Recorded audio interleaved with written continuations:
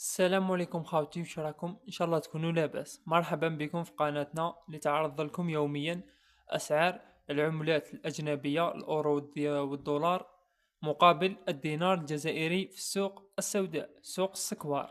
قبل ما نبداو، على بركه الله يحفظكم، جا ابوني دعمكم مهمنا بزاف، بما انه القناه راهي في بدايتها باش تطلع ان شاء الله. واي جديد ولا خليوه لكم، اللي حاب يخلينا عفسه ولا في لي كومونتير مرحبا بكم خاوتي. هتهلاو، دعمكم يهمنا بزاف، ما نطولوش عليكم ونبداو على بركه الله.